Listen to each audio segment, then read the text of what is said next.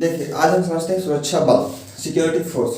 ठीक है, security force के बारे में जानते हैं। तो पहले इसके बारे में एक मुख्य बात ये जान लीजिए कि सिक्योरिटी फोर्स जो होती है हमारे, और पैरामिलिट्री फोर्स। पैरामिलिट्री होती है जिसको अर्धसैनिक बल कहते हैं। तो अर्धसैनिक जो होते हैं गृह मंत्रालय का अधीन होते हैं, और जो मिलिट्री होती है वो हमारे रक्षा मंत्रालय का अधीन होती है। तो मिलिट्री का जो मुख्य कार्य होता है वो युद्ध करना होता है। ठीक है, और साथ ही जो पैरामिलिट्री होती है वो देश के आंतरिक भाग में ज़्यादातर इसका रोल होता है। देखिए, आइए हम जानने की कोशिश करते हैं, इन सब चीज़ों के बारे में जानते हैं। जैसे असम राइफल AR हो गए, तो AR असम राइफल का जो मुख्य कार्य होता है कि म्यांमार के साथ जो हमारे हो रही है, तो वहाँ पर हमारे AR के जवान होते हैं। इसकी स्थापना जो है 1835 में की गई थी। ये रहा म्यांमार, और म्यांमार के साथ जो भारत की सीमा साझा हो रही है, यहाँ पे हमारे AR के जवान होते हैं। ठीक है, जिसको असम राइफल कहते हैं। ठीक, ये रिजर्व पुलिस बल CRPF की स्थापना 1939 में हुई थी। और CRPF का जो मुख्य काम होता है देश के आंतरिक भागों में। देखो, ऐसा तो है नहीं कि देश के सिर्फ बाउंड्री में ही युद्ध होते हैं। कई दफा ऐसा होता है कि आंतरिक भागों में माहौल बिगड़ रहा होता है, तो जब आंतरिक भागों में कोई शांति व्यवस्था का उल्लंघन होता है तो वहां पर हमारे CRPF के जवान जाते हैं। ठीक है, इनका मुख्य उद्देश्य होता है देश के आंतरिक भागों में सुरक्षा व्यवस्था को कायम रखना। तो ये होता है CRPF के जवानों का मुख्य काम। उसके बाद हम देखते हैं सशस्त्र सीमा बल SSB, नेपाल के साथ जो सशस्त्र सीमा बल होते हैं, SSB के जवान जो होते हैं, तो वो जो भारत और नेपाल की सीमा साझा हो रही है, तो वहां पर SSB के जवान होते हैं। ठीक है, SSB के जवान बहुत ही मतलब सॉफ्ट होते हैं, क्योंकि नेपाल के साथ हमारा सदस्य रिश्ता जो है अच्छा ही रहा है।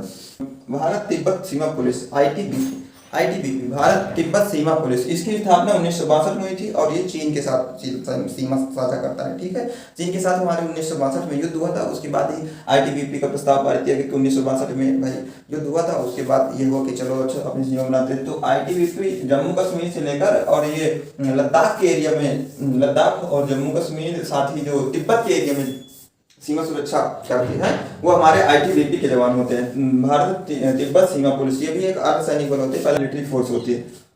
देखते हैं सीमा सुरक्षा बल BSF की स्थापना 1965। BSF का जो मुख्य कार्य होता है वो पाकिस्तान के साथ काउंटर करना होता है, क्योंकि पाकिस्तान तो बहुत खतरा है, आए दिन युद्ध करता ही रहता है। तो देखिए, जो BSF के जवान होते हैं, तो जैसे गुजरात से लेकर, गुजरात में क्योंकि कच्छकरण है, वहाँ पर कीचड़ है, तो BSF के जवानों को कीचड़ से लड़ने की ट्रेनिंग आगे हम जाते हैं। तो राजस्थान में मरुस्थल है, तो मरुस्थल में बालू के में युद्ध करने की ट्रेनिंग। साथ ही जब और ऊपर बढ़ते हैं तो पंजाब के एरिया में बहुत ही मैदानी क्षेत्र है, तो मैदानी क्षेत्र में युद्ध करने की ट्रेनिंग। और जम्मू कश्मीर बर्फ और पहाड़ी में युद्ध करने की ट्रेनिंग जो हमारी होती है।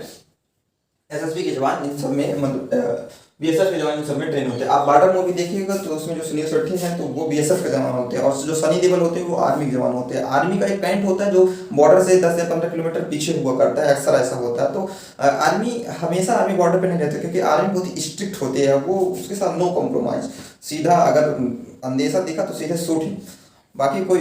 केंद्रीय सुरक्षा बल CISF केंद्रीय औद्योगिक सुरक्षा बल 1969 में इसकी स्थापना हुई थी। CISF का जो मुख्य कार्य होता है वो देश के आंतरिक भागों में जो प्रमुख स्थान है, जैसे ताजमहल हो गया, दिल्ली का लाल किला हो गया, या जैसे मान लीजिए अभी राम मंदिर हमारा बन रहा है तो राम मंदिर हो गया वगैरह, जो भी हमारे देश के प्रमुख धार्मिक स्थल हो गए, या फिर राष्ट्रीय महत्व के स्थल हो गए, जैसे लाल किला हो गया, ऐसे राष्ट्रीय महत्व के धार्मिक, इन सब जगहों पे जो सुरक्षा का काम होता है और उद्योगों की सुरक्षा का कार्य जो होता है वो CISF के जवानों का होता है। ठीक है, CISF के जवान 1969 में इसकी स्थापना हुई थी। उसके बाद भारतीय तट रक्षक इंडियन कोस्ट गार्ड 1977 में इसकी स्थापना हुई थी। तो इंडियन कोस्ट गार्ड का जो मुख्य कार्य होता है वो हमारी गुजरात के क्षेत्र से लेकर हम देखते हैं महाराष्ट्र, केरल, तमिलनाडु, नीचे कर्नाटक, और यहाँ आंध्र प्रदेश, तेलंगाना, मतलब ये जो भी हमारी बाउंड्री समुद्र के साथ साझा हो रही है, वहाँ पे जो जवान होते हैं वो इंडियन कोस्ट गार्ड होते हैं। ठीक है, समुद्र के साथ हमारी जो सीमा साझा हो रही है वहाँ पर इंडियन कोस्ट गार्ड होते हैं। तो इंडियन कोस्ट गार्ड का मुख्य काम क्या हुआ कि समुद्री सीमा की रक्षा करना। ठीक, अब जैसे हमारे किसी भी देश का होता है समुद्री सीमा की अलग अलग नियम निर्धारित होते हैं कि किस देश का समुद्री सीमा में कितने दूर तक अधिकार होता है। ऐसा तो है नहीं कि पूरा हिंद महासागर हमारे, ऐसा नहीं। उस हर एक देश का एक अपना स्वायत्त क्षेत्र होता है, इकोनॉमिकल जोन होता है, और बाउंड्री लाइन होती है जिसको बेस लाइन भी कहते हैं। ठीक है, तो ये आगे आपको बताएंगे। तो ये बेस लाइन से लेकर और स्वायत्त क्षेत्र से लेकर इकोनॉमिक जोन से लेकर, जैसे हमारा स्वायत्त क्षेत्र 200 नॉटिकल मील तक हो गया, तो ठीक 200 नॉटिकल मील तक हम अपना मतलब जो पेट्रोलियम हो गए तो ऐसा निकाल सकते हैं। एक नॉटिकल मील में मतलब एक 1.8 किलोमीटर ऐसा होता है एक नॉटिकल मील। ठीक है, तो एक नॉटिकल मील मतलब 200 नॉटिकल मील तक हमारी समुद्री सीमा लगती है। उसके बाद हम देखते हैं राष्ट्रीय सुरक्षा गार्ड एनएसजी के जवान। ओह बाप रे, एनएसजी के जवान 1984 में इसकी स्थापना हुई थी। इसका जो मुख्य कार्य होता है वीआईपी लोगों की वीआईपी लोगों की सुरक्षा करना। एनएसजी के जवान बहुत ही खतरनाक होते हैं भाई।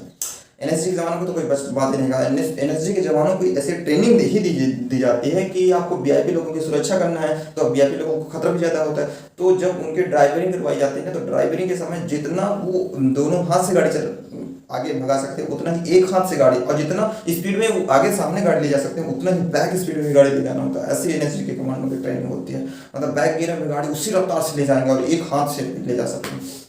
तो ये वीआईपी लोगों की सुरक्षा करना का काम करता है। और स्पेशल प्रोटेक्शन ग्रुप्स एसपीजी में भी एनएसजी के ही कमांडो होते हैं, और उससे जो थोड़ा सा हाई क्वालिटी के होते हैं, तो वही एनएसजी के जवान एसपीजी में होते हैं। एसपीजी की स्थापना 1988 में हुई थी। इसका जो मुख्य कार्य होता है, और तो वो देश के जो प्रमुख व्यक्ति होते हैं, जैसे प्रधानमंत्री हो गया, राष्ट्रपति हो गया, इन लोगों की सुरक्षा का दायित्व जो होता है वो हमारे एसपीजी के जवानों के पास होता है। तो एसपीजी के जो कमांडो होते हैं, आप देखे होंगे बैग होता है, वो बैग बुलेट प्रूफ होता है। उसमें 4 लेयर होते हैं। बटन दाबे, जब बटन उसको क्लिक करते हैं तो बटन दबी और 4 लेयर खुलता है। तो 4 लेयर में खुलने के बाद वो एकदम बुलेट प्रूफ बन जाता है।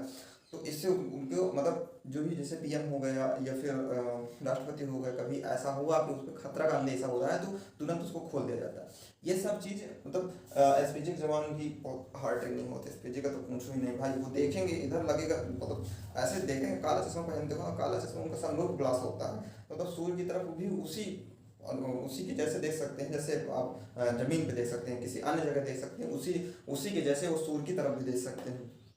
इतना खतरनाक होते हैं। ठीक, तो ये एसपीजी के जवान जो होते हैं, एसपीजी के जवानों का मुख्य कार्य हो गया कि पीएम वगैरह, जो जैसे पीएम हो गया, राष्ट्रपति हो गया, इन लोगों की सुरक्षा का दायित्व जो होता है एसपीजी के जवानों के पास होता है। एसपीजी कमांडो एकदम ऑफेंसिव हथियार से लैस होते हैं। उनके साथ नो कॉम्प्रोमाइज, सीधे धड़ी धड़। तो ये खैर आप ये सब चीज़ें समझ चुके होंगे। उम्मीद है आपको वीडियो अच्छा लगा होगा। तो देखिए आज हम इतना ही चर्चा करेंगे, अगले मिलेंगे नेक्स्ट वीडियो से।